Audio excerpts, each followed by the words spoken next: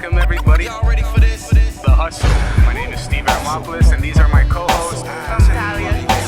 And I'm Tech Luciano. You may have heard me on radio, you may have never heard of me at all, but that's okay. Cause y'all gon' learn today. Your whole life was a struggle, had to make it out the jungle. This is a show for you. Welcome to the hustle. Under pressure, never break a fold. Keep chasing your goals until you blow. Now, welcome to the hustle. Welcome back, everybody, to another episode of the Hustle Podcast. And today we're joined by a very special guest and our brand new co-host on the Hustle Podcast. We got Basics. We're calling this episode Back to Basics, bro. Oh my God. Back to Basics. Let's get it. So it's been a while since I've seen you. It's been a while since we've had you on the pod, bro. True. And it's a pleasure to have you here today, bro. Thank you, bro. I appreciate the invitation, man. I really appreciate the invitation, man. New location. New location. You know what I'm saying? New setup, new vibes. Still looking like a beautiful spot. That's right, bro. It's always about the aesthetic, man. You know what I mean? I came in here the first month and a half, I'd say. I was just like bringing the stuff in. And then after we did one episode with the like white walls and everything, and I looked at the footage, I'm like, I don't fucking like this. So then I'm like, how can I make it look more fresh? You know what I mean? And I got the tiles and everything. Yeah. The black and white is The fire. backdrops, I already had the backdrops in the first shoot. Yeah. But just the white walls, bro, it like killed the whole thing. Yeah, it does. Just the white walls alone, it does give like new apartment that you just moved in and you haven't bought furniture yet and stuff like that. You're like, oh my God, you can't have people over yet. That's exactly what it was. But now, bro, we fresh. We got Studio A up and running. Studio B next week. Right down the street, 8-minute walk. We got Studio B. Bigger location. 1,100 square feet. White cyclorama. We got a recording booth area. Bro, we're taking over, bro. I'm telling you, man. Some parties on the way. We got some parties, some events. Holla at the boy. You want to rent a spot? Great prices. If you guys need to do podcast stuff, if you guys want to start your own, blogs, radio, any kind of stuff like that, holler at the Hustle Podcast, man. You know what I'm saying? Get you right, man. No equipment, no problem. We'll get you right. You got everything you need right here. That's right. Just missing you. What's been going on with you, man? Man, since the last time I saw you on the Hustle Podcast, or just in general, I mean, just in the last few months, since this new year started, Raccoon's album came out. I was on the album, song called MMA. It's doing really well. I was on Dolo's project Going Gold last year on the title track Going Gold. I just had maybe a month or in the last 2 months, month and a half ago I had a song come out on a TV show called All American, which is on CW. I saw you posted something, but yeah, I just don't know what that yeah, show it was. was really But I dope. still gave it a like. I'm pretty sure I gave it a like. Yeah, no, for sure. It's a TV show. It's called All American. It's like a football show about like this kid who was like trying to be a football player. Da, da, da. I don't know much about the show, but I know it's been on for this is in the 7th season now. So I had a song called Come With Me, Bounce in brackets. That's the name of the song. And it's myself, a guy called Ilo Unique, and a young lady whose name was K-Rap, who unfortunately actually passed away. So rest in peace to her. And I got put on to doing that song through a guy called Kano, who's an artist, and he does a lot of sync work. He does a lot of sync music. Actually, it's because I was in something called Pendulum Inc., which is an online rap school that's run by Mickey Fax. It's started by him, Chilla Jones, few people. And I got a scholarship to go there through DistroKid. So because of that, I ended up being in this sync class and getting some opportunities to work on something called briefs, which is like a description of what kind of thing they want in the song for the show. Like, oh, give us a song in the vibe of this song by Travis Scott with dark hip hop and use these couple of words. And you try to make a song like that, send it in and see if they want to sign the song to the show. So this is the first song that I've gotten on a TV show. It's dope. Shout out to the royalty money that just came in from that. That's dope. It's my first one. I got an opportunity to do something else that's coming up. I don't want to jinx it or talk about it before it happens. So something else on the way. And then I got a single coming out on June 21st. Me, Mr. Severe from Astrid Collective, and Joe Dolo, produced by MCO. The song is called Manifest. Music video from Timekeeper, and really dope. I got other music on the way too from MCO, from Merker. It's time, I don't have a big catalog, so it's time to remedy that, even though some of it is on TV now, I guess. But You're dropping them as they come, bro. yeah, Quality over quantity. we trying to make it, look good, sound good, etc. So yeah, that's the plan, man. And working with the kids, like my day job is working for both end of the week, the MC challenge with the teens. We're in the 3rd year now, and we also expanded to the South Shore. And hopefully by year's end / beginning of next year, we're gonna be widening into Laval, maybe Trois-Rivières, Sherbrooke, etc. So like it's growing as the government sees it as a positive way to reach with youth. Like, oh yeah, hip hop, kids are into hip. Like, yeah, like we've been into hip hop when we were kids too. You know what I mean? We wish we had this kind of stuff going on. And I work for also something called Project Word, which is it's a writing literacy program that's in a high school in James Ling. Okay. So what? Those are the official day jobs, though, bro. You're Yeah, like, those are my official day jobs. So like I still work in music some way with youth, like with the Project Word thing. Like I'm a writing coach / like I help them with the singing, recording, etc. And I work with a dude who's an engineer, shout out Xavier, and he makes the beats, he records, he does the mixing, mastering, like that.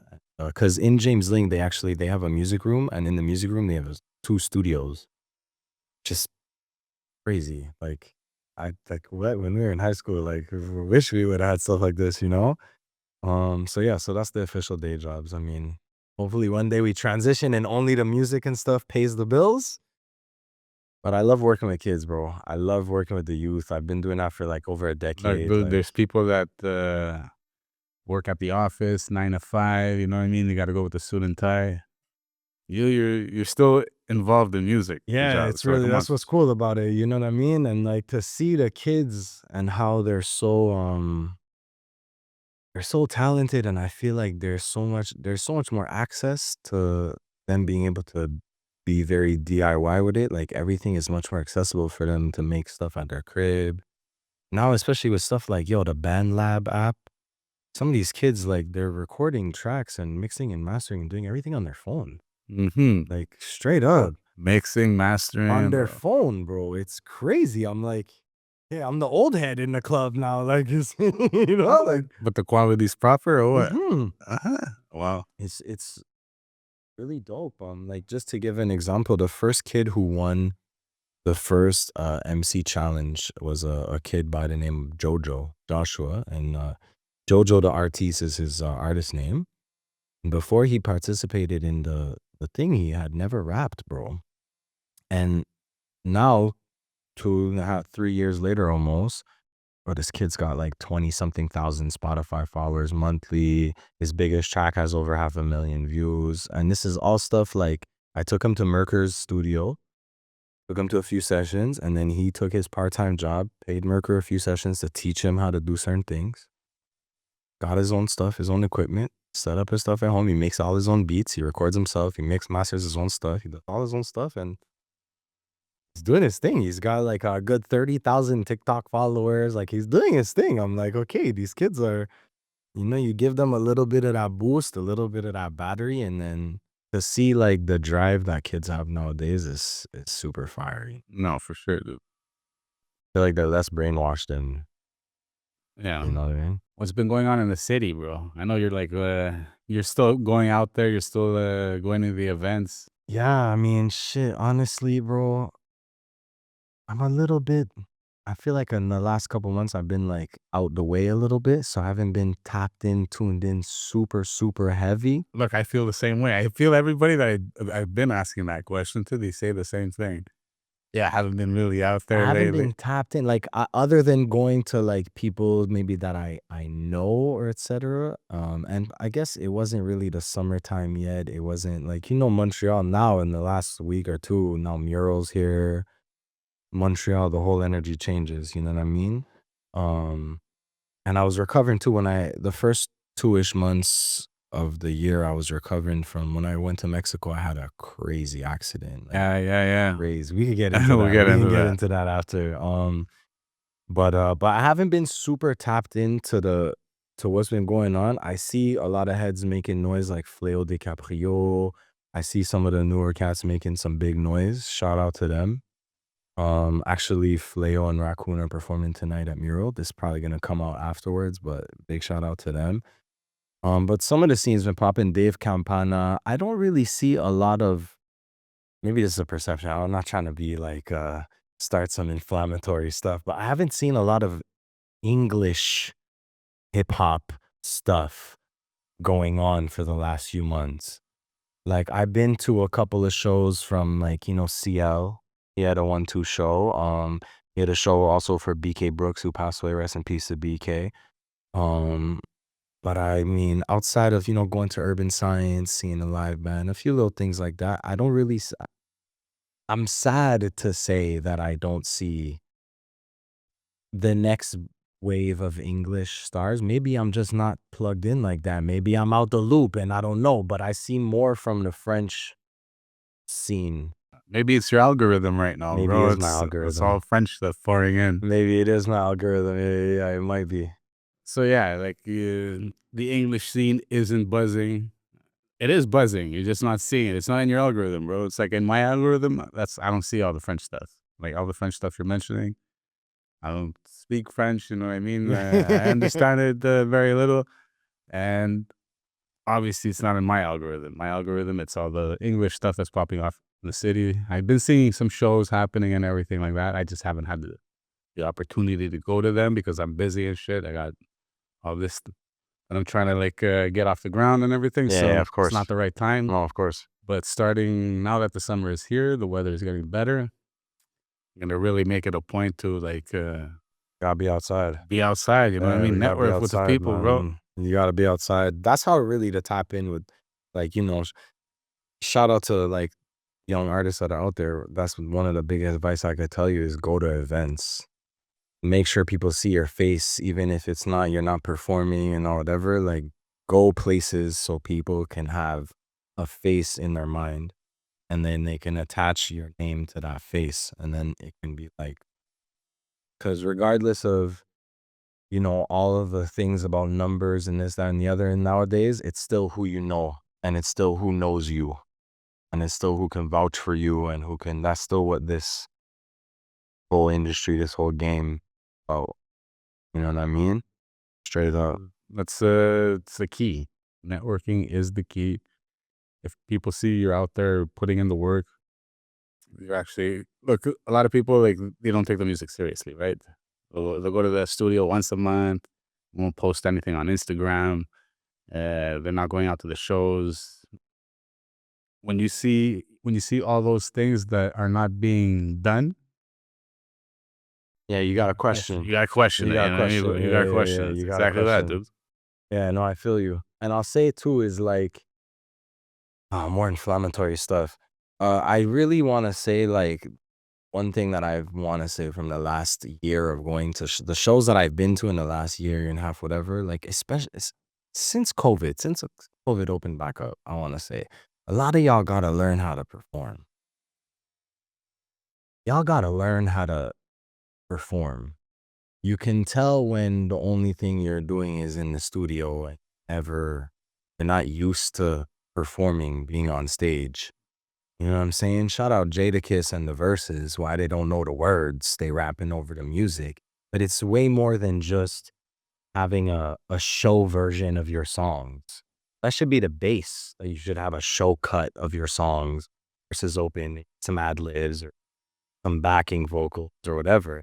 But like getting on stage and performing, breath control, knowing your lyrics, moving around, getting the crowd's attention. I see so many rappers go on stage and I feel like it's like they're performing for themselves, or they're acting like they're rapping along to the playback of the song in the studio while like when they're with their boys listening to the track. Like, yeah, this is fire, right? And it's like, yeah, but like I'm not here to But I think when it comes to those artists, which it's a lot of those artists, the they don't actually want to perform, bro.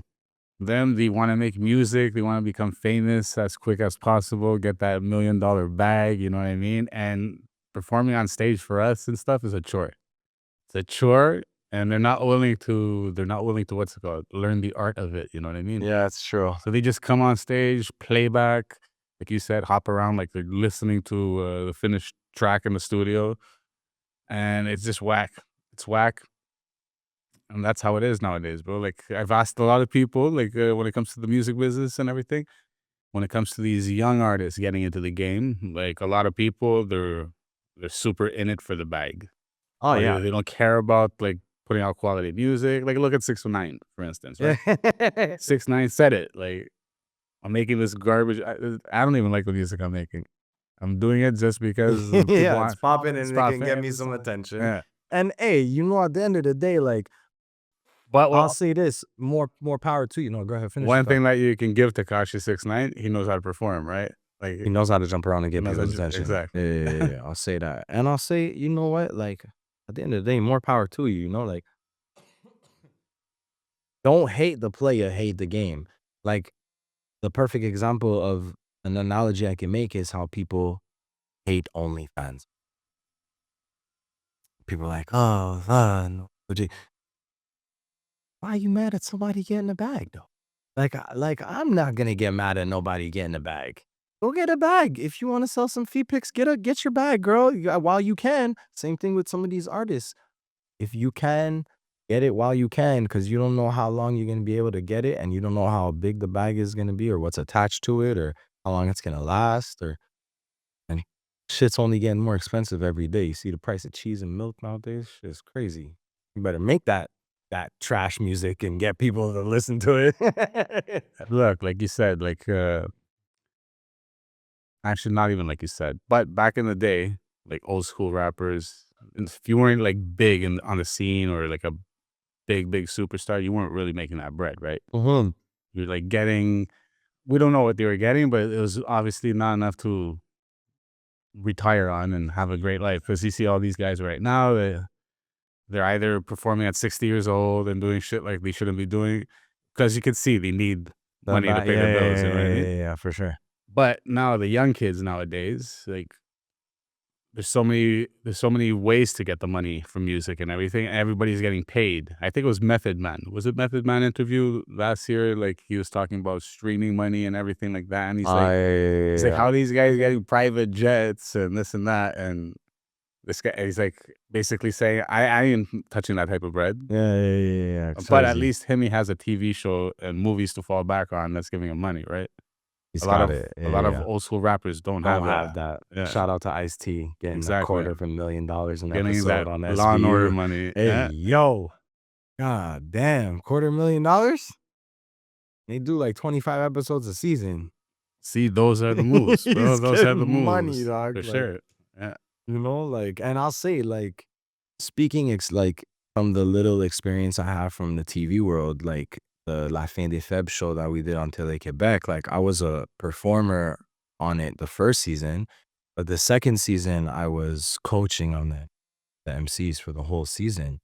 And that was the first time I thought about it and knew it before, but that was the first time I had the confirmation that you make more money behind the camera than in front of the, you know what I mean? Like that's how it goes. You know what I mean? So yeah, shout out to people who are out here getting bags in different ways. The end of the week, Fin des Faibles. Mm-hmm. What was the controversy behind that, right? Because it started off The as French thing? It started off as an English thing. Was it ever on TV on the English? Prior to that, no. Like, it started as it started out in New York. Okay, yeah. So the lineage at end of the week, just real quick, little 5 minutes or whatever, spiel. End of the week was, first it was an open mic that was happening every Sunday at a legendary venue in New York City called The Pyramid. And they used to have an open mic where all kinds of people from Immortal Technique, Math Hoffa, Iron Solomon, homegirl from Wild 'N Out with the red hair, Justina Valentine. She's performed there. Like all kinds of big New York people have came and went through the end of the week system. And eventually, at some point after a few years of doing, because they had it every single Sunday for years and years before they ever did an end of the week competition. But at some point there was like, yo, we need to figure out a way to like figure out who's the best MC who comes to these open mics. Like but it's like, you can't just have it a battle. Because a battle is only like one aspect of MCing. It's a cappella, no beat. But you could be a great battle rapper, but you can't rap on a beat. You can't write lyrics to a beat. You can't perform. Or then you could be a great performer, but you can't freestyle. So they were like, how do we incorporate all this? So they made this whole end of the week competition, different rounds, written round on a beat, a cappella round, freestyle with the objects, MC versus DJ. Because it was like, yo, you got to be able to rap on different beats. So if the DJ is he switched the beat on you, you got to be able to keep rapping. You an MC or not? So it started in English. And after X amount of years, they took it out to France, I think, at first. And then it spread throughout Europe. And they started making end of the week chapters in Czech Republic, in Germany, Italy, France. At a point, there was an end of the week Toronto, actually. And it spread, and it's like now it's in Africa too, Madagascar. Like the end of the week world finals just happened in Uganda last week.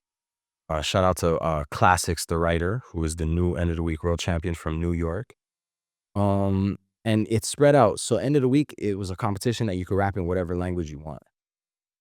So you come in whatever language. So when I went to the world finals, there was dudes rapping in Czech. When I was in Paris, there was a guy from the Chinese champion. He was rapping in Mandarin. Didn't understand a fucking word this guy was saying, but I knew he was fired because he's rapping his ass off. But the controversy that happened here was COVID. When COVID hit, the end of the week guys, they pivoted. The end of the week Quebec guys, they pivoted and they basically turned the end of the week into more of a business. And so they did a deal with Tele Quebec where they kind of like licensed some of the rights or whatever the case may be. Don't quote me on this exact shit. I don't know the behind the scenes business of it, but this is my interpretation. They licensed some of the rights to Tele Quebec, which is why Tele Quebec made a show. But Tele Quebec had gotten funding from the government, and it was part of a like genre to promote the French language to etc. type shit. And because it was on Tele Quebec, they couldn't have it be in English, French, and every other language it wanted to be because it's on Tele Quebec. And the funding came from a specific part of the government. You know how grants work with music and hip hop. And if you don't have X amount of French percentage and this and that and the other, we're welcome to Quebec, huh? By the way. So the controversy ended up being that nobody who was English could participate unless you decided to rap in French. Which most people, even myself, I had never rapped in French before I went to the TV show, you know? But, you know, our world champion, Senecal, is English. And he won a world title, but he couldn't participate in Fin de Fer because he doesn't rap in French. He just speaks French a little bit, you know? So that was kind of the controversy because it was like, oh, it's such a big opportunity and you're not including anyone who's done the thing before. Just fair. But, you know, you can always take your chance. You know, I took a chance. I ended up being on a TV show. Now, granted, I will say I do believe part of the reason why I got taken, because there's like 500 people almost who auditioned for the TV show, and they chose 16 people part of the finalists. Do I think part of it was like a shtick? Kind of like, well, this guy's the 3-time end of the week champ the last few years before COVID. Oh, and he's English, and now he's trying to rap in French. It's a TV show. At the end of the day, they were making a TV show. You know what I mean? Like, the competition is part of it, but you have to make good TV too. You know what I mean? Like, there was Raccoon and his brother was on the show. Like, there was a whole Controversy and everything. You know what I mean? It's controversy, you know? So, but I think it was cool that I got to be on TV and say a few words in English. And like, you know, shouted out my mom and like different little things. I was just like, yeah, you guys aren't gonna cut this from the show. So fuck you. I'm gonna rap a few bars in English out here, you know? But hopefully it comes back. I mean, from what I know is that the end of the week World Finals 2026 are gonna be in Montreal.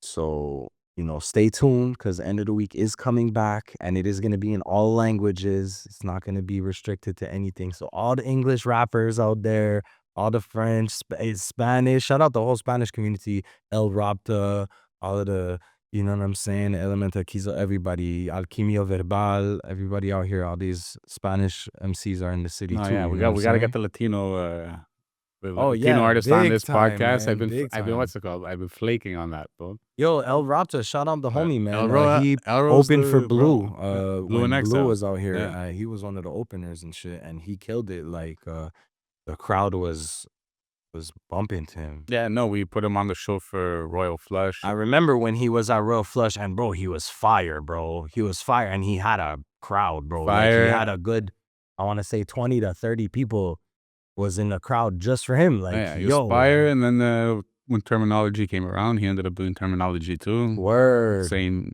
vibe, bro. Same fireness. Yeah, I he's mean, dope, man. He's dope, man. The Spanish MCs don't play no games. For sure. Besides Spanish MCs, besides Montreal MCs, we just heard that there's a new album that's coming out. Yeah. Carter 6 just dropped today, actually. Dropped today. It just dropped today. The controversy that people are saying is twofold. I haven't listened to it yet, but the track list is out. There's no Drake. There's no Nicki. Mm-hmm. But people are like, obviously, what happened with Drake and Kendrick and all this stuff since and Super Bowl and all this other shit. Everybody's kind of like, oh, so what's up with that type shit? Because there's a bunch of MGKs on the album. What's his name? One of the three tenors is on the album. Pavarotti. No, the other one. Hold on. Let's get the Carter 6 track list right now.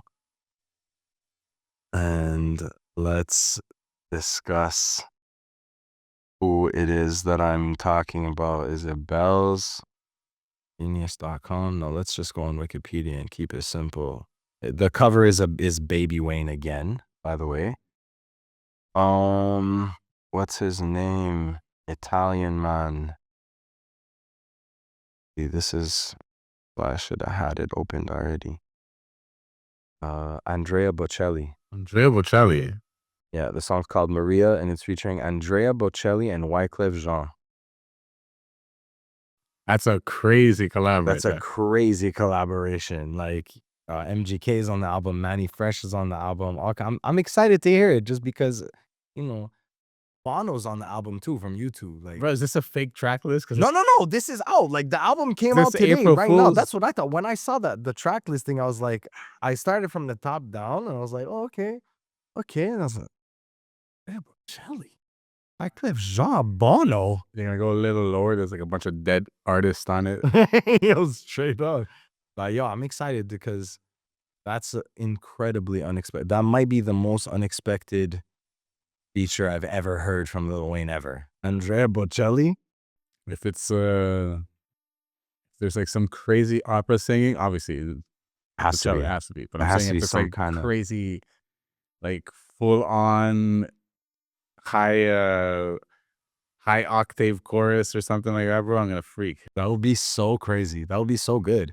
But shout out to Weezy for like exploring new sounds. I mean, he's never been afraid to, to take risks, be different, be hated on, rock Weezy. Even songs like Lollipop, one of his biggest tracks ever, when that first dropped, that was like real left field for him. Look, I remember when I first heard Lollipop, I wasn't a fan of it. Like, I was Me neither. But then after, when you go to the clubs and everything, it's like, Lollipop. Yeah, you're like, oh, okay, the vibe is there. Yeah. No, for sure. And like if I hear it now, it like transports me back in time, bro. Like then it's Call me. then it's like a playlist starts playing. It's like it starts with that, and then it's what's his name? You can have whatever you like. Oh my God, T.I. Yo, T.I., man. Holy, it takes me back, man. Dawson days. It's like old school music now. So like we just read the track list. Do you think the last album was up to par? Do you think like he's reached his peak, he's falling off, bro? I don't know. What do you expect with this new one? I don't think he's I don't think he's. I mean, I don't think he's maybe in the prime of his career. You know what I mean? But I don't think Wayne's fallen off by any means. Especially if we look at honestly, the last year and a half, 2 years, every feature that he's done, he's been body tracks. I don't know if you heard the track. I think it's called Saturday Mornings, a Corday song. Louise, he had a few features on a few and he was just spazzing out. He was just spazzing out, and I don't know. I think Lil Wayne, he's so iconic. Like I don't really feel like he could kind of like fall off like that. I mean, he's not that free of what he once was, because there was a time when Lil Wayne was absolute the guy, like the guy of guys. I don't know if that's the case anymore, but I definitely think he's still I mean, just today the album dropping, everybody's talking about the album. Like my whole timeline on Facebook, Instagram, TikTok, Twitter is people talking about Lil Wayne. I used to be a hip hop head, bro. This guy said, I used to be a hip hop head, bro, but now it's like I've like my musical tastes have evolved. "What do you listen to? What are you bumping in the car when you? What do I you?" listen to a lot of reggaeton, obviously. Okay, yeah, A for lot of sure. reggaeton. But besides that, like I like listening to like indie rock and shit. Like Word. some like EDMs, bro. I swear to God. I like good vibes. And what I don't like about hip hop is a lot of like negative shit. You mean content wise? No, just like content wise, what they're Yeah, talking okay. about, even the mood. Like I like to be in that party mode, bro. When I listen to music, I want to fucking move. You know what I mean? Yeah. Okay, so you're not into the drill, I'm not into the drill. the ops, and the da da da da Not da. even forget just the drill. Like even hip hop today, bro. Just like maybe because my algorithm is that type of music I just mentioned. I'm not seeing the new good stuff coming out. And when there is like those songs that come out, it's like songs that they're rap songs at the core of it, but it's also like sing-songy. There's Yeah. like the last one I can think of that I really like put on the playlist was what's that song? It's, If It Was My Last Day on Earth. If it was my last day on Earth. I don't know that one. If the sun don't shine, No, you I never heard don't that know. song? No. You have to put me on. Yeah. Look, fuck, we'll play it right now. Just 1 second. We're on the podcast. So Why just you not? and me, Why bro. not? Look it up. You know, I find myself like listening to more easygoing music, even hip hop, like rap wise. Like, I don't know if you know who Larry June is, but I bump a lot of Larry June. See, look, but I like Larry June. I fuck with a lot of music I like like that. Larry The June Larry too, Junes of the world, but it's also Currencies. it's like Currency, definitely like Currency. Larry June, I like the flow, I like the smoothness of it, Yeah. but it's still at the core of it. It's like I still feel like it's street music, right? To a certain Because he's degree. talking To a street certain shit, degree. and he's just But he's doing it with finesse. You know what I mean? he's smooth as fuck. You know And who I he talks really a like? lot of who? RJ Payne. RJ Payne. That's who I can listen to. Okay. Like just because his wordplay is so intricate, bro. Yeah. He just dropped a new project with who was it? Check it out. RJ Payne's sick. Though. You never heard? You No, listen I've to heard RJ of him, Payne? but I Yeah. haven't gone deep into the catalog like that. So this is the last day on Earth. Shout out to this YouTube. getting Sponsored by YouTube. This is gonna get cut, by the way, because the copyright's gonna hit too hard on the video. Who's it by? Ty Verdes. Ty Verdes? Yeah. This is I think that's that dude from what's it called? Snowfall. No, this dude from Snowfall is right. might be. Is this? All right, microphone. All right, we're gonna fast forward past the intro. Get to the song.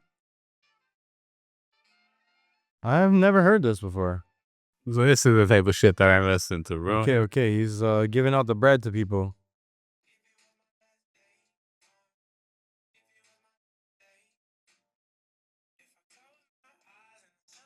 Huh.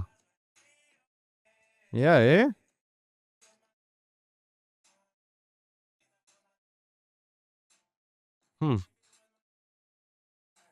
Okay, yeah. So this is almost like It feels like a gym class gym class. heroes That's and these kind of old like yeah, easy yeah, yeah, yeah, graduation yeah, yeah, style, yeah, right? yeah, Like yeah, yeah. Yo, it's so funny you say that, that's by what the I'm way, into, bro. because I am of the firm belief that Graduation is Kanye's best project. No, it's That's my favorite Kanye project is Graduation. Front to back, absolute bangers. which one was Gorgeous on? Dun, dun, dun. Gorgeous is on. Yeah, yeah. Let me not get absolutely destroyed by It's not everyone who's gonna 808s and comment Heartbreaks. afterwards. My beautiful dark twisted fantasy. That's what I was gonna say. That's my favorite album from. It's Graduation, My Beautiful Dark Fantasy, beautiful. I don't know. Yeah, yeah, yeah. My beautiful dark twisted fantasy. That album was sick, dude. That album was sick. I just feel like a lot of that album is like it's like Cudi sound. Shout out to Cudi, like for being such an innovator. Um, but yeah, I like the happy music too, bro. It's so funny you say that because like I feel like I'm at a place in my life where I'm not necessarily trying to have certain kind of vibrational energies within me or within my close perimeter and circle. And I try to be mindful of some of the stuff I listen to. Because some of the stuff I listen to, especially I work with teenagers, right? So they be putting me onto some of the young rap music. You know what I'm saying? Shout out to all the rappers with numbers in their names, bro. These some of the kids. Yo, did you ever hear of Tay da da da 021? It's like who's that, bro? What do you mean? What is that? What kind of name is that? -004. Oh, it's crazy, bro. Out here sounding like robot models and shit like that, you know? And I feel like a lot of the youth, they listen to a lot of this, the drill, the kind of like, New Jersey drill, like the kind of content that's very like aggressive and or very dark.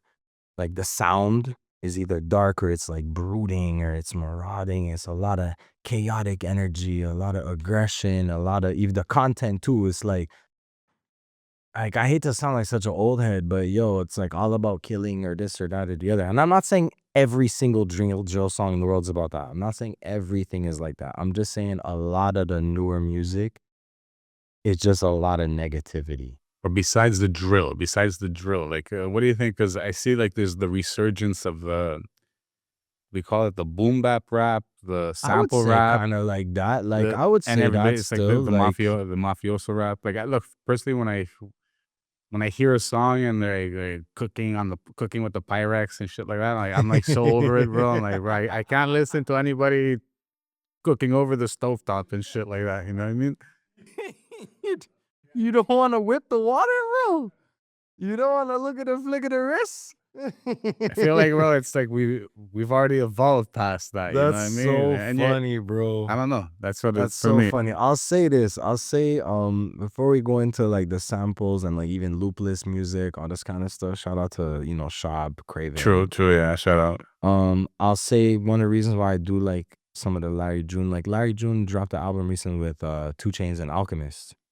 And the reason why I like a lot of the stuff is because he talks us about like, investing your money or eating healthy, going for bike rides. He has bars about like going for a bike ride, having a smoothie, smoking a spliff, like different things. And it's kind of like, yeah, like it's a life, it's lifestyle rap in a way. And I might not drive a Ferrari and I might not have a Rolex on my wrist, but I have a decent watch on my wrist. And, I try to eat healthy and I try to, have some passive income in here. And so it's cool to like, I want rappers to evolve with their age. You understand what I mean? It's like, I don't like 2 Chainz has a bar on that album and he says something. He goes, to me, a gangster is somebody that take care of their child. I got mouths to feed. I'm the man of the house. Like he's got a few bars in there that's kind of like trying to just be like, look, like Larry has a bar on there where he's like, da da da, I'm a full-time dad. Like, and it's kind of like, yeah, like let's evolve, like I feel like hip hop, I feel like has a problem with aging where other genres don't. And now that I'm in my 30s, I'm realizing the discrepancy of age and how like people, that's one thing that I'll say that I wish, I hate to, bring up Drake like that, but I wish Drake showed us more of where he's at currently in life. Like, you're almost gonna be 40. You have a kid who's like 7. I don't know how old his son is, but like, you're a single dad. And he's got little bars here and there where he might drop a one bar or whatever. But it's like, I want rappers to evolve. I want you to rap to me about your life at 40. Andre 3000 doesn't want to make rap music because he's like, what am I gonna rap about? I'm in my late 40s. Rap about being in your late 40s, fam. Like, you're Andre 3000. Like, it's okay for you to tell us what's going on. You don't have to try to act like you're 25 your whole life. You know what I'm saying? So I feel you with the content, because me, I can't really get too down with the like rah rah rah shit. It's just like, all right, bro, like, calm down. Like you made a perfect example of how Larry June does mention certain things like investing and riding his bike, drinking a smoothie, basically evolving as a human being, and it's his age at this point. He's not 20 something years old on the block doing what he used to do. So the fact that you did mention that, it makes complete sense. I think that's what peeves me, bro. It's the fact that you have like a 40 something year old rapper that's still talking about the shit from 20 years ago. Maybe it's that, right? It could be that. I definitely think there's a hip hop at times, rap, like, and especially if you look, I'm not gonna name names, but if you look at our local scene, there's a lot of people that are stuck in a nostalgia and stuck in a reminiscing of a thing that doesn't exist anymore, and of a life and of a person that you are not anymore. And it's like, it's okay to not be who you be. It's okay to grow, evolve, change, go through different chapters of your life and stuff like that. You know what I mean? Like, we're artists, but we're human beings before that. You know what I'm saying? And I agree with you. I get annoyed listening to like the new Clips album is about to come out. And you know what they're gonna talk I'm about. not trying to hear Pusha T talking about all the same coke shit again, bro. Like, we get it, dog. We get it, bro. But like, no, you're like 47, bro. You're not pushing coke. You're a multi-millionaire who's got deals with like Louis Vuitton. You wrote a McDonald's jingle. Like, can we exist together in the same reality that we're sharing actually? Or do you want to just continue to sell this sort of like, not you, Steez, And I'm not saying go full Lupe Fiasco either. Like, shout out to Lupe.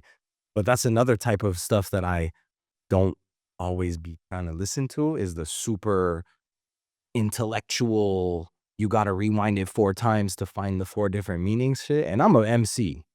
I'm a lyricist. I'm all about the bars and the pen game and this and that. But at the same time, human being, am I bumping like down in the middle of little did he know we did us up get it, but I'm not, no, dude. I'm not trying to listen to that all the time. Like, Maybe like if you're showing somebody that's never heard hip hop for the first time, and you're like, "Oh, you never heard the Big Pun?" And yeah, you know what I mean? Like, yo, want to hear somebody barring out? Let's listen to this, you know what I mean? But I'm not trying to like be in the car driving and I'm listening to, or if I want to like, exercise or something, I'm not going to be there like, intellectual processing capacity. My neurons are on other levels. Like, so when you're whipping in the car, when you're working out, who's on your playlist? Or is there even a playlist? Or you just let the algorithm? I let the algorithm kind of go in and out. But I'll put on some, some Larry, some Alchemist, just either some kind of smooth type hip hop, or sometimes, I might veer into the random Foo Fighters, or I might hit a Sum 41. Sometimes I'm feeling nostalgic too, and I want to bring out the different vibes, because I think that's something that people shouldn't limit themselves to, is like listening to different kinds of music. I think you should be like, just like food. Sometimes you be talking to somebody and you're like, yo, you want to go and eat and try this or that? And it's like, oh, no, I don't know. I've never had that. Well, just try it. And if you don't like it, at least you can say that you don't like it. I don't like oysters, but I've had oysters. to say I don't like them. You know what I mean? Like, try things out. Life is short, man. You guys gotta like. Like that freaks me out when I meet like somebody that's into music and they only like one genre. Like you're a music artist. Like I've met music artists. I met usually it's rappers, obviously. Yeah. Usually you meet a rapper and all they only like rap. That's the only thing they'll I'm like, listen dude, to. come on. And then you see like these famous rappers and you ask them like, who do you listen to? They're gonna give you some random shit, and you're gonna be like, oh, so this guy listens to country or this guy listens to rock, and it's usually the most famous ones because they have what's it called, broader horizons when it comes Mhm. to like musical Yeah, stuff, for right? sure. They're more open. They're more, and it makes you a better artist, and it makes you a better, like, I don't want to say it makes you a better person because then it sounds kind of like I'm not trying to be condescending and shit. But I do think being open to life, being open to saying yes and trying new shit, I do think it makes you a better person. I think putting yourself, not just in uncomfortable position, but I think like a gem, I'm dropping gems.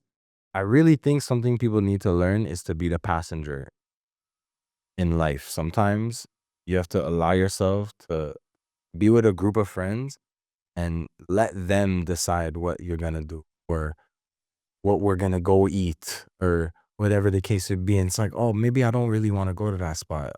Just go, just try, just, you know what I'm saying? Let life give you some blessings sometimes that you might not receive if you're so rigid and so narrow that you're just like, nah, bro. Who's that? Ella Fitzgerald? No, I'm not listening to that garbage ass music. Who's the Frank Sinatra? No. I don't listen to that. I don't listen to that. Blink 182? No. You know what I mean? Like some of the teens, bro, some of the teen girls, they love K-pop. They were showing me a bunch of K-pop shit. And at first I was like, I don't know if I fuck with this. And then I was like listening to it and I was watching the music videos and I was watching them dance and do all this shit. And I was like, yo, these guys are kind of tough still. Like they're talented, bro. I'm like, yo, and the amount of grind they're putting into like learning the choreography, Crazy. crazy. It's like Backstreet Boys and Sync, all these groups, like on steroids. Like it's crazy too. It's because like a huge portion of their following, they're not Korean. Oh yeah, Yeah, my girlfriend, she's Haitian and she listens to K-pop. bro.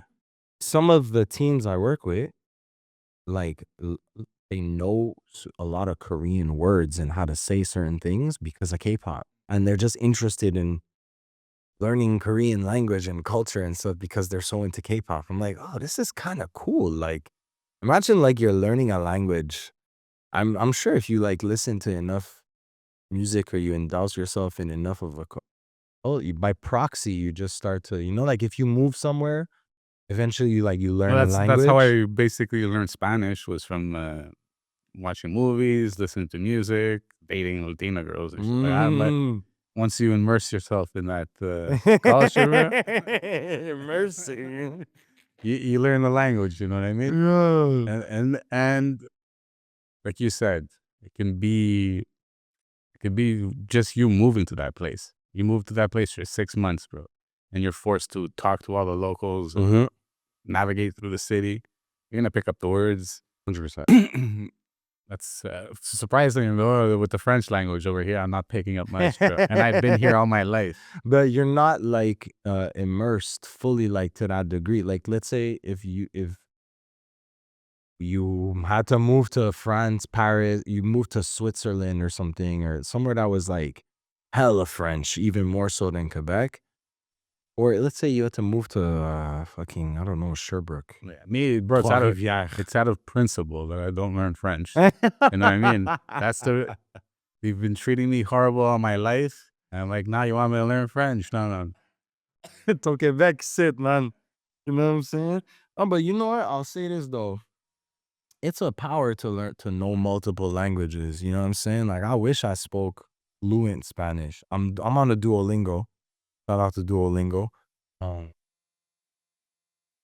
but if I could, like I speak English and French fluent, bilingual. But if I could, bro, I would for sure Spanish and either Mandarin or Cantonese, whichever one is the bigger of the two dialects of Chinese. It's Mandarin. I think it is Mandarin, but like But imagine you could speak fluent, just those 4 languages, because it's such a huge, really powerful, man. Start a YouTube channel like that. The white guy that goes up Yo, to people and he speaks to them in you Chinese. see how people be like reacting, bro. They're like, oh, and I'm sure people, they change how they treat him.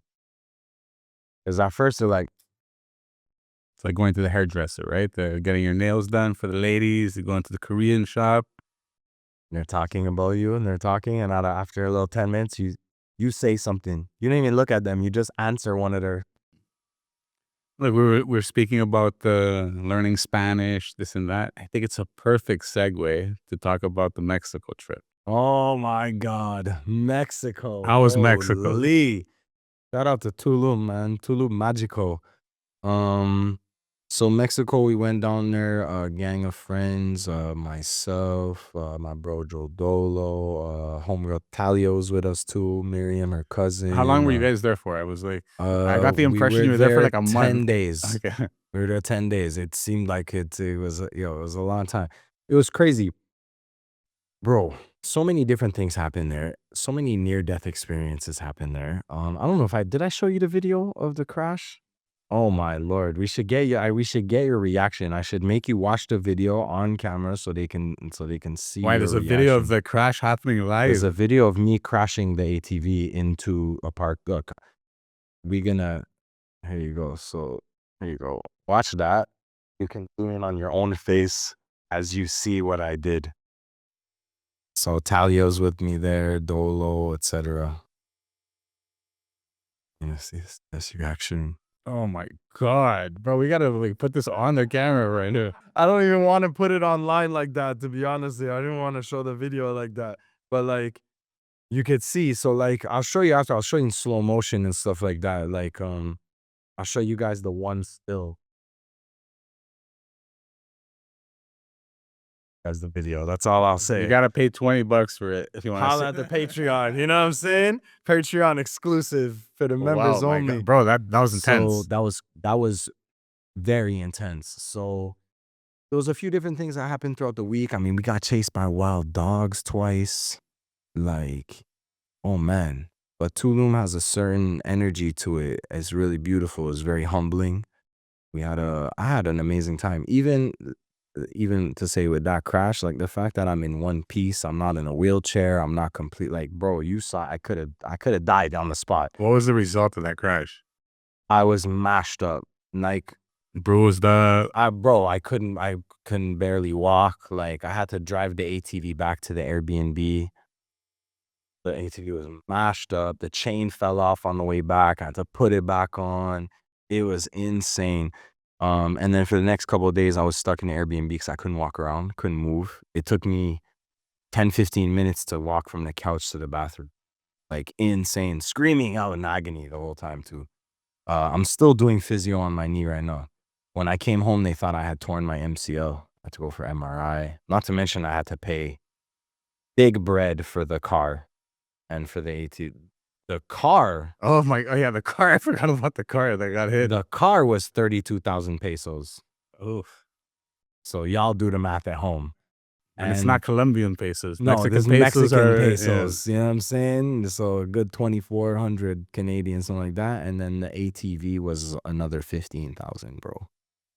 And I was lucky because the ATV man's is mad cool. I'm not gonna name the company but he was mad chill. He was hooking me up with trees, like him and his wife, mad cool people. They gave me a knee brace when I brought the ATV back. He rented me another one, gave me a knee brace, gave me ice packs, tree. Like, yo, bro, I'm so happy for him you're was on alive. insurance anyways. Yeah. For him, it was like, yo, usually we charge people a brand new ATV, which is 45,000 pesos. But he's like, yo, you're cool, you're alive. I sent him the video. He showed me like him and his wife been in an accident. They had metal plates in their collar, but like he saw the video and he's like, he's touching me up like, yo, bro, you're alive? How are you in one piece? How are you driving the ATV that fast on the road, bro? So we were wilding out. This was at almost 4 a.m. and we were in downtown Tulum. Like, when I say we're in downtown Tulum, we were on like St. Catherine and Stanley, but in Tulum. and it's like 4 in the morning. And the last few nights before that, we had seen the federal police on the streets there. Not just the normal Tulum police, like them dudes with the big rifles, masked up on the back of trucks and shit. So we was wilding out. We had been to, you know, a restaurant, went out eating, went drinking. Then we linked up with shout out to Big Brother Monkey. He had hooked us up with a brother who has a tattoo shop and an art gallery out there, Brother Emix, and he linked up with us that night and was taking us around. Took us to open mic. We ended up performing in Mexico. Me, Dolo, Miriam, Talia jumped on the mic a little bit. And we're chilling, drinking there. We ended up going to a different event called Black in Tulum, which is it's a club event, and it's like Emix knows the owner. So we got in free. We had models and we had the shisha thing going, and like because the clubs are technically outside, like you can blaze tree, like the whole steez. And this was the first night that also like we were listening to the craziest music, because the other nights it was, you know, either very touristic music from places we were at or local type music. This is the first time we heard like urban music. You know, I mean, it's called Black in Tulum for a reason. And so we was wilding out, doing the electric slide, like we were just having a whole time. And you know, we went out after that, driving around, etc. And we're driving around, and me being my first week on ATVs, I don't really understand how ATVs swerve when you're not, like, you can touch it a little bit, that motherfucker turning.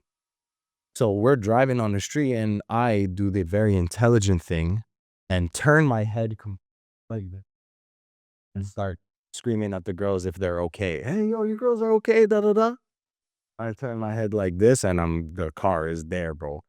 And I don't even know how fast we're going, because the ATVs we had, there was no speedometers on them. So I know I was doing like a good 20, 30K maybe. You saw how fast it looks in the video. It looks like I'm flying, like almost max speed, you know? Mm-hmm. And it's crazy. A few inches to the right, look, I'm in the trunk. Oh my God. And the ATV is behind me. It's So what was it? Was it because from what I'm seeing from the camera angle, you hit the back of the truck?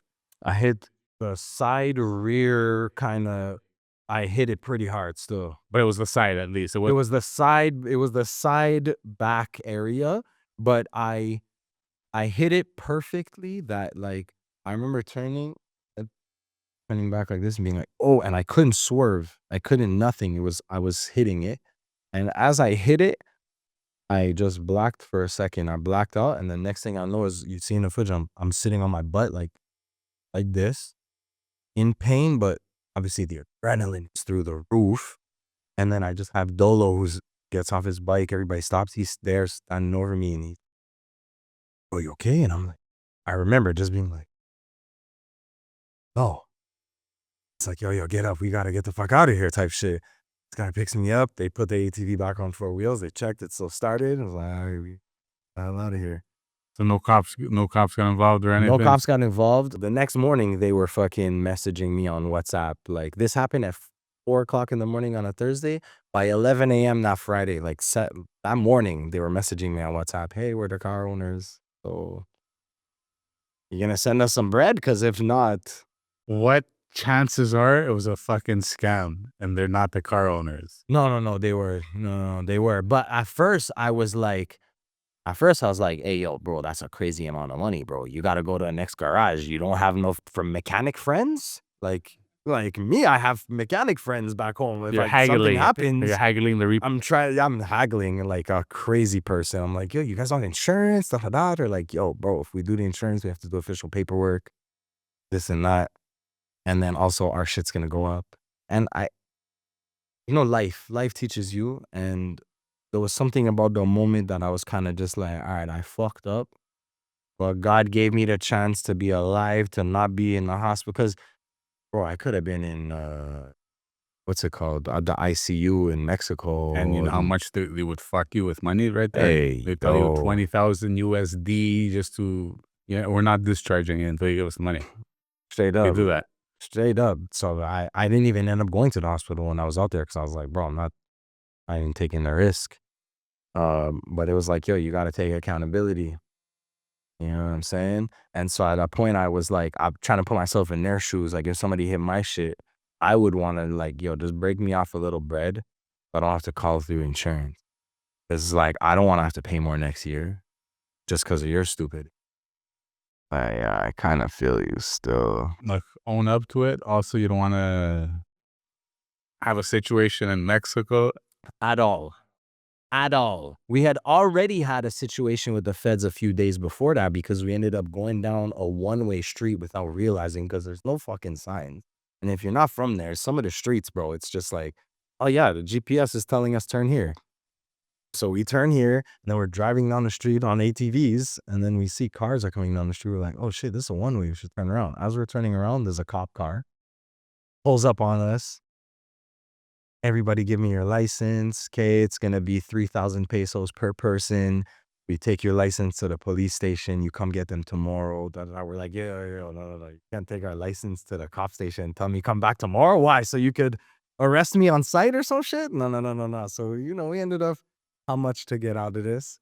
We ended up breaking them off a little couple whatever pesos and like, so already from a few situations that happened during the trip, I was like, yo, this ain't the place to try to play games or try to play tough or try to, I could have told these people, go fuck yourself, but I didn't want no problems for Emix, who's Monkey's boy, who had the tattoo shop. I'm like, yo, imagine if that happened here and somebody called the feds and then the feds are going after him because of my stupidity.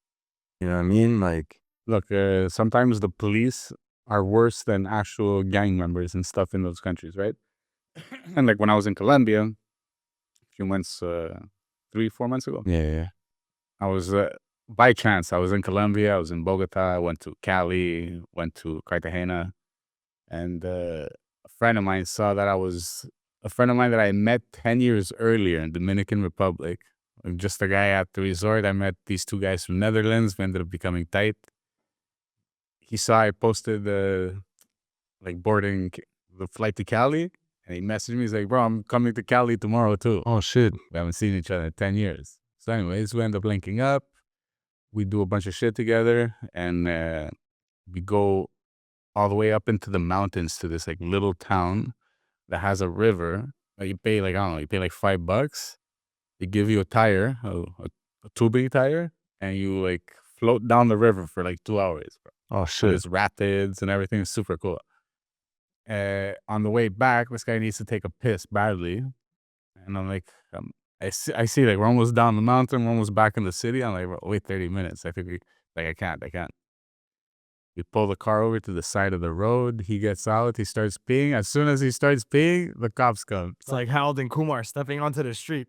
The cops come, and so it's me, him, and this Colombian Uber driver that I met when I landed at the airport, and he ended up becoming like my personal driver for the week. Okay, yeah. So the cops come. They start saying, "We're gonna write him a ticket. It's gonna cost this much money. The ticket, this and that."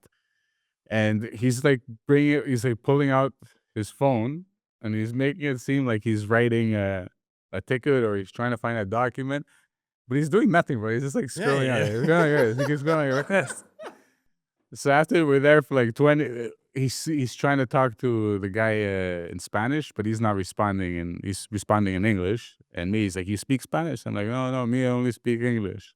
I don't want to get involved in this shit, right?" And then after like we're there for 5-10 minutes, it starts getting a little cold.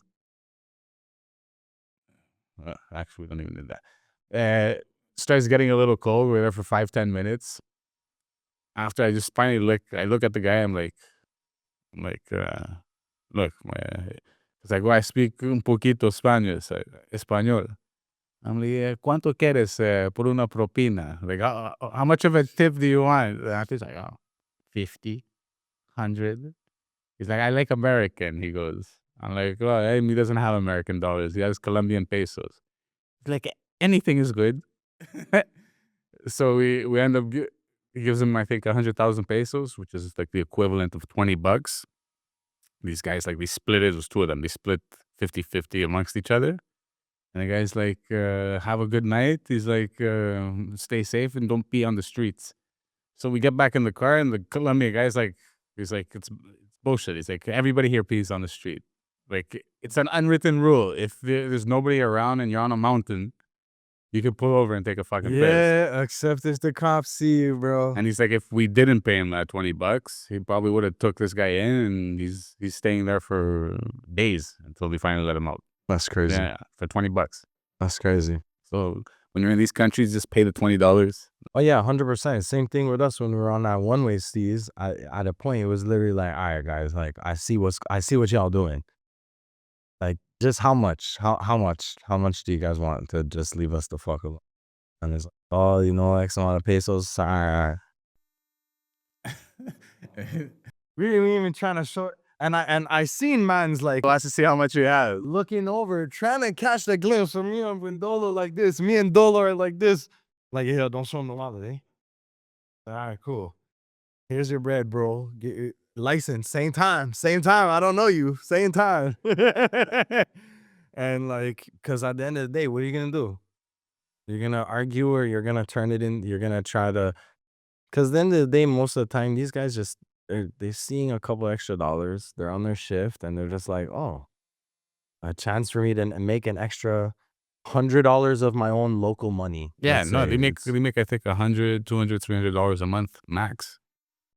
So if they can get an extra boost from some random person, and most of the time when they come and they're like in our example, when they come up onto a group of people and it's like, oh, we caught you doing this, okay, 3,000 pesos per person. Most people are gonna be so freaked out, they're gonna be like, okay, here's 3,000 pesos per person. Then they just hit a lick.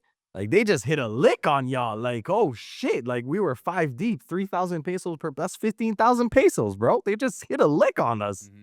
You know what I'm saying? But you could, all right, yo, come on, bro. I'll give you like 50 pesos, bro, each. And that's what you're gonna get.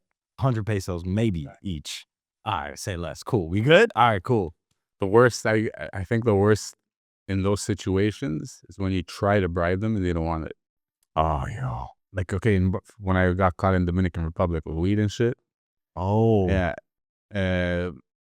I can't remember what. You were smoking? No, I was, dude, like the whole week I was buying weed from this guy on the block. Tony Montana. No, Tony Montana was the cool guy. He was cool. He was always hooking me up.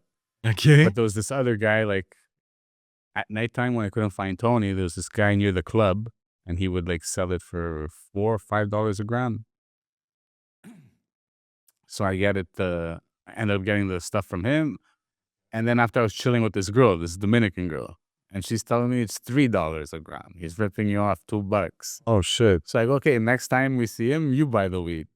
I go, you buy the weed. And so it was, I think it was like second to last day I was in Dominican, and I decided to haggle this guy for the, Oh my fucking God. for like $5-10. I end up buying the weed. I put it in my pocket. We go clubbing. We're at the spot. We're having a good time. We leave, and I go and I buy a pizza. And I'm walking back to the resort with the two boys and everything. And these hookers just start like following me, and they're like, "Papi, what are you doing tonight? What are you doing tonight?" I'm like, "I'm going home. I'm going to eat pizza. I'm going to eat pizza." Oh my God. And as soon as like these hookers popped up, military police rolled up on the motorcycle. Like, hey, everybody stay here. Everybody stay here. I'm like, what's going on? The guy, super mean looking guy. His name was Perez. I remember it. Oh, And shit. he's like, where are you guys going? I'm like, I'm going back to the resort. I go, look, I have pizza. I'm going back to eat and I'm going to sleep. He's like, what are you doing with these girls? These chicas, mala chicas. I'm like, fuck, I don't know. She came 1 minute ago. I don't even know what her name is. After he's like, oh yeah. And I was like, okay, you know what? I'm going to search everybody here for drogas. Oh my God. You don't have drogas, you go home. You have drogas, you go to jail. Holy shit. So I'm like, I go ahead and search this. I forgot I bought weed, bro. It was like fucking 6 hours later, right? You didn't even know it was in your pocket? Forgot, bro. So we start on the left side. There's like 6 of us. 1, 2, and me, I'm like a number 4. So when they get to like 2, I remember I'm like, oh fuck, I have that fucking weed on me. It's wrapped in like a black garbage bag. So I go in my pocket. And it's like I'm next to a sewer drain. So I like toss it in the sewer drain. I thought I got away with it. Like 2 seconds after I toss it in there, I just hear one guy, he pulls out his flashlight, I got a flashlight. goes down, picks it up. he Problema. fucking Problema. got it out. Yeah, he pulled it out. It was like, bro, the sewer drain was like this low.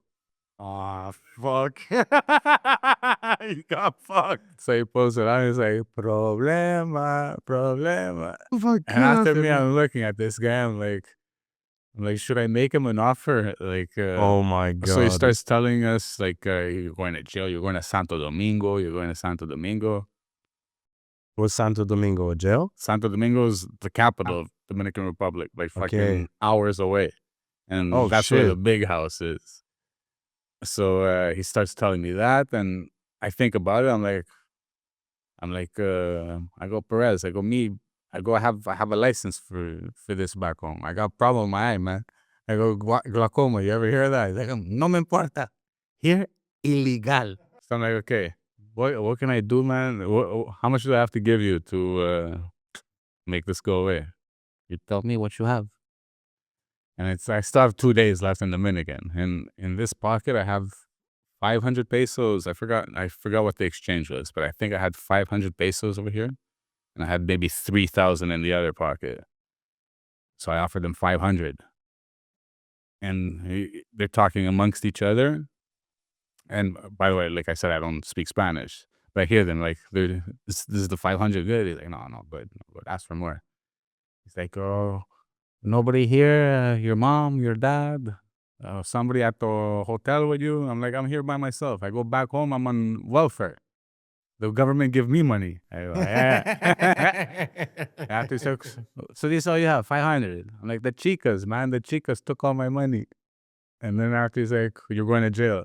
Oh So, my god. so I had my cell phone here with the money right behind it. And I was with those 2 guys from Netherlands. I'm like, bro, just take the shit, put it in your safe. I'm going to jail. I'll see you tomorrow. But now one guy gets on the motorcycle. You gave him your phone with the bread. The guys from Netherlands, Yeah, the guys from the Netherlands. they gave it back to me the next day. Yeah. Get on the motorcycle. The driver, one guy driving. I'm in the middle, and there's one guy behind me. So it's like now I'm getting gangbanged on a motorcycle. You were sandwiched? I'm sandwiched, bro. How big is this bike that 3 people fit It's on a fucking it? dirt bike. It's like a dirt bike. So now I'm being sandwiched with. Yeah, but you're not in handcuffs because they're on a motorcycle. So you gotta hold the guy in front of you? And the guy there is holding you? Yo, this is a crazy story. So now we're driving. How is that safe for them, by the way? I have no idea. How is that, are you under arrest? If I'm behind you on a motorcycle, I could just make us tip over. I can literally... No idea. So we start driving. We're driving. And by the way, wait. It's only that one motorcycle One motorcycle. with the 2 cops, and you're sandwiched. I'm sandwiched, bro. But they don't have backup. There's no other No, it's motorcycles. just those guys. Hey, yo, that's so unsafe for them, bro. So now we're driving for like 5 minutes, 10 minutes, and it gets to the point that it's like super pitch black, and a white shitbox Honda Toyota pulls up, like 1992, and it's a Haitian guy driving the car, and the military police stop, and they tell me get in the car with him. What the fuck? Yo. I'm like, you sure? I'm like, where are we going? He's like, get in the car. So now I'm like, Nah, B. now I'm like, bro, there's either 2 things that are gonna happen. You're right about to now. get killed. Am I either gonna get raped, or am I either gonna get killed and robbed, or number 3, raped, killed, and robbed? So now I'm in this shitbox Honda, not handcuffed or anything, and this Haitian guy is driving, and he's playing compa music. Oh my god. We're driving, and it's pitch black, bro. There's nothing around me. I'm like, bro, where is this guy taking me? Where is he taking me? We're driving. Then we start going up a hill. As soon as we get a little higher, I just see POLIC. Bro, he's actually bringing me to the police station. Oh my god. I'm like, I've never been so happy. You were to like, see- thank God. Yeah. Wow, we're getting arrested. Oh my god. Stop police. Anyways, the story continues after that. So what the but, fuck happened? After that, bro, I was just pretty much Bro, I'm enthralled with this story now. they tried extorting me for hours. They just kept like they brought me into the cell. They left me. They took all my shit. They took my shoelaces. And then one guy keeps coming. One guy comes in. He's like, "Okay, you gotta pay money. You gotta pay money." I'm like, I don't have any money. I spent all my money. The guy leaves. Let me sulk in the cell for an hour or something. Another guy comes. Another cop. Well, you gotta pay money. Oh my This guy's a little more aggressive, right?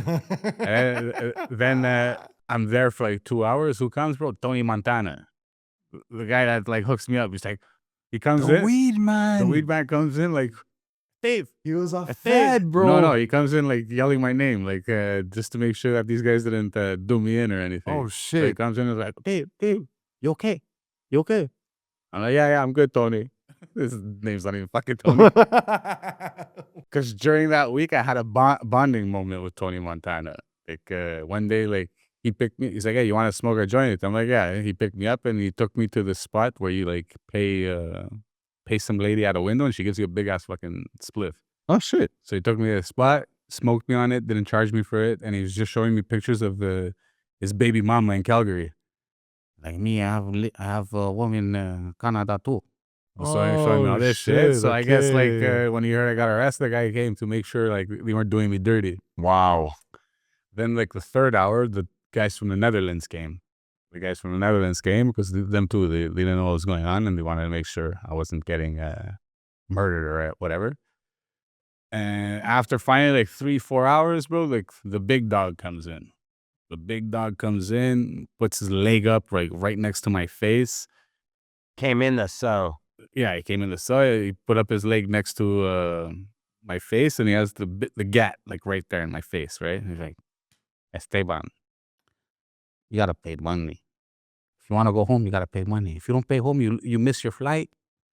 You go to Santo Domingo, and you're never allowed coming to Dominican Republic ever again." Look at the guy. He introduced himself as Junior, this huge fat guy. I'm like, "Junior." I go, "I don't have money, bro." I go, "No money." He's like, "There's nobody at the hotel. Your mom, your dad." I'm like, "I'm here by myself. I go, I got a medical condition with my eye. I go, my eye go like that. And I go, I have no money. All the money gone." So now finally, after like 4 cops coming to me over and over again, trying to like extort me, they all like powwow together. They go in like a little circle. And they're talking about what to do next. And the main guy is like, "Just fucking send him back to the resort. He has no money. He's been here 5 hours. He said, you asked him, he has no money." So finally, like, okay, whatever. Cut the guy loose.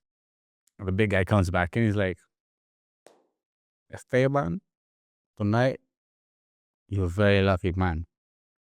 You go home. You're going home." After I'm like, "Oh, thank you, Junior. Thank you." He's like, "But you gotta do me one favor.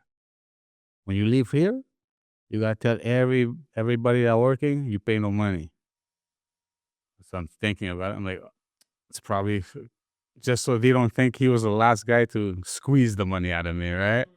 So I have to go tell everybody, "Yo, I didn't pay." I'm like, "Thank you. I didn't pay no money.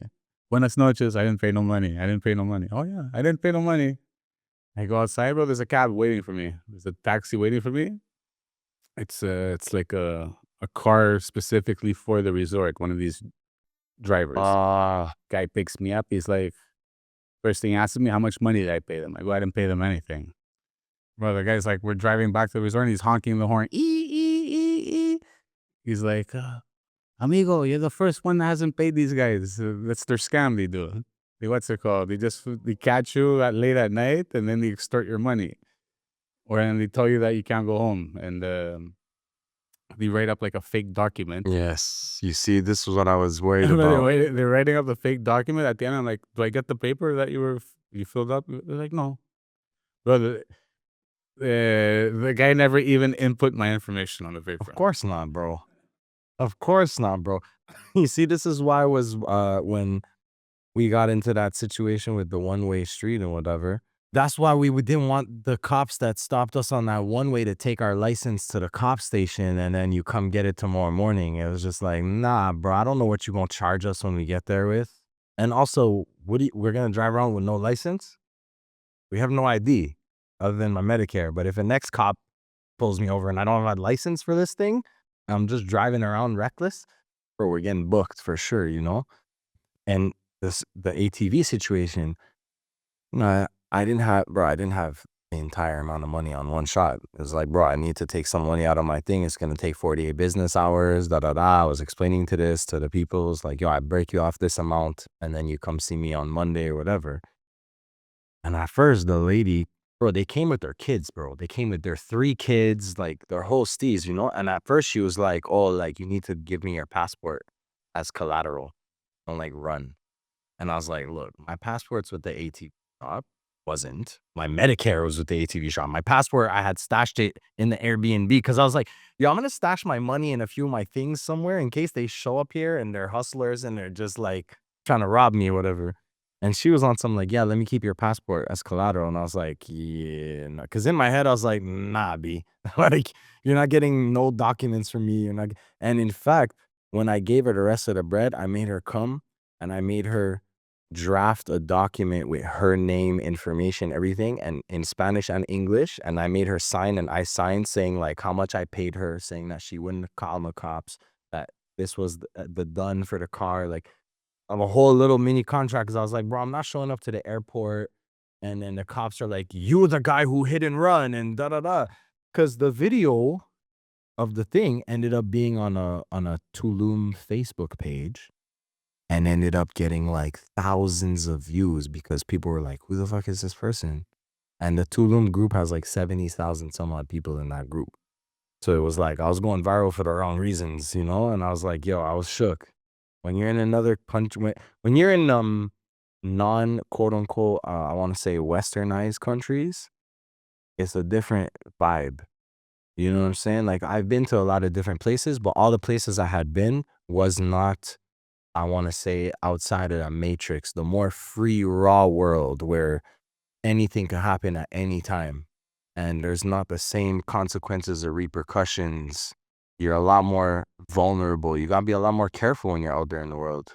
That could have turned into an episode of Locked Up Abroad, bro. Tax. You could have been at the airport, you got the suitcase, you're about to board the plane, and then after you just Then have they're stopping me. 2 cops come swarm you, bro. Next thing you know, you're in the... Just imagine if when the crash happened, if there was feds or even military police on the block when it happened, seriously. we all are getting locked up. Yeah. We're all getting locked up. We were all probably over the legal drinking limit. I don't know what the drinking limit is out there, but I'm sure we were over it. And if not, we had trees. We had like, yo, it's more worth it to just pay.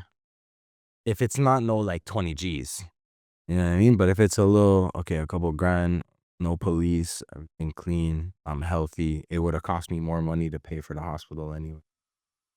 It's like, and your story too, bro. Yo, your story is scary as hell, bro, to be in the actual jail and they're like pressing you. Yeah, no. Bro, the jail was like the size of a closet.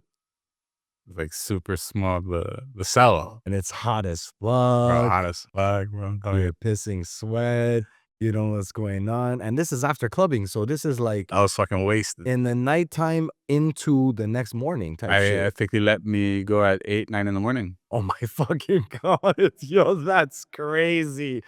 For sure, the psychology you're breaking down too, because you're like, your mind's playing tricks on you. You're like, damn, should I just tell them I have more money at the resort? I was never just...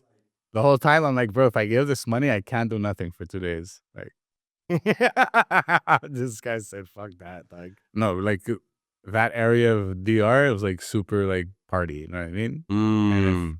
And if you don't have the funds to party for the last 2 days, bro, you're still having fun at the resort, but like at 10 o'clock at night, everybody leaves the resort and they head to you just walk out, bro. You walk 1 block, you're on the main strip. Everybody's fucking partying there. Okay. You don't want to miss out, you know what I mean? Yeah. I'd rather stay in jail till 9 a.m.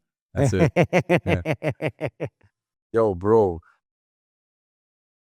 God be blessing us with the luck sometimes. You know what I'm saying? And what I want to say, do you plan on visiting Mexico anytime soon? Oh, I'm for sure going to go back to Tulum for sure. When the accident happened, we got there on Sunday. The accident happened on Thursday, and we left the next Wednesday. I was there for a little bit afterwards, you know. And actually, a girl that I went to high school actually lives out there now, and she's into some real estate. She's got a few Airbnbs. Plus, we met a really dope woman called Coco who runs a bed and breakfast. She was hooking us up with really great food that wasn't really expensive. Made a lot of dope connections, and yeah, I'm definitely gonna visit Tulum again probably before this year ends. I want to go back and like finish the circle, you know, finish the trip in the full positive way and being a lot more careful. Cause I'm not gonna lie, I was being a little reckless still. I got a little carried away with my excitement. I'm on an ATV. I feel like I'm like playing Far Cry. I'm like driving the ATV around. Ooh, you know. Tone it down on the next trip. Do some yoga, bro. Like Oh yeah, for sure. zen in, you know what I mean? But there's some beautiful sights to see in Tulum of many kinds. And let's just say I wasn't physically able to take advantage of some of those sights because I was hobbled up. So There's always next step. exactly, we gotta get it in. Guys, it's that time of the day. We gotta call it we gotta wrap it up. We're almost at an hour and a half. Thank you for tuning in today for another episode of the Hustle Podcast. We got the new co-host in the building, Basics. We don't gotta drop a gem because we've been dropping gems This all whole episodes, time, bro. and, and the host doesn't drop gems, bro. That's all I'm saying. That's it. We out. Hustle Podcast, baby. Check us out. Welcome everybody. Y'all ready for this?